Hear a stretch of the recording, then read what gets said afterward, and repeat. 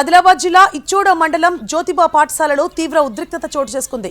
Principal వేధిస్తున్నాడంటూ వసతి గృహం విడిచి విద్యార్థులు రోడ్డుపై పరుగులు పెట్టారు.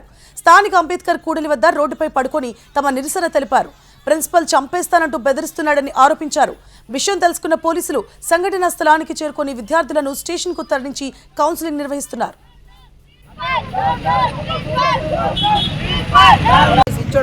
సోషల్ వెల్ఫేర్ పక్కకు మేము లెటర్ రాసినాం ప్రిన్సిపల్ వద్దని. ప్రిన్సిపల్ వద్ద అంటే నేను వెళ్ళిపోతా మీకు చంపి వెళ్ళిపోతా అన్నాడు. చంపి ఇంకా వస్తాను మా స్కూల్లో చంపి వెళ్ళిపోతాను.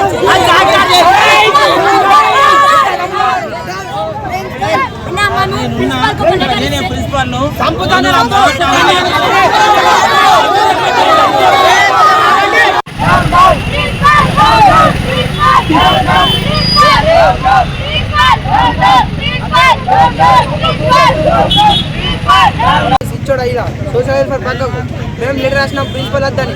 ప్రిన్సిపల్ వద్ద అంటే నేను వెళ్ళిపోతా మీకు చంపి వెళ్ళిపోతా అన్నాడు. చంపి ఇంకా వస్తాను మా స్కూల్లో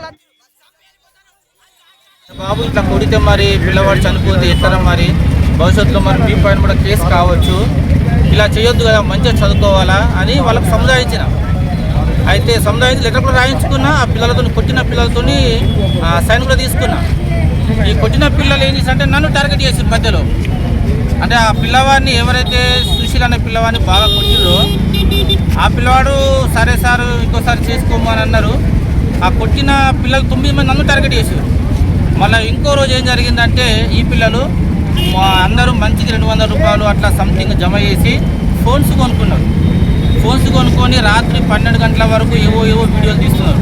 అంటే చూస్తున్నారు, వీడియోలు చూడడం. రాత్రి 12 గంటల క్లాస్లో పండుకోక క్లాస్లో నిద్రపోవడము. తర్వాత అదే ఫోన్ ద్వారా సిటీ అంటే కొన్ని బేకరీలకు ఆర్డర్లు ఇవ్వడము. వాళ్ళు ఆ బేకరీ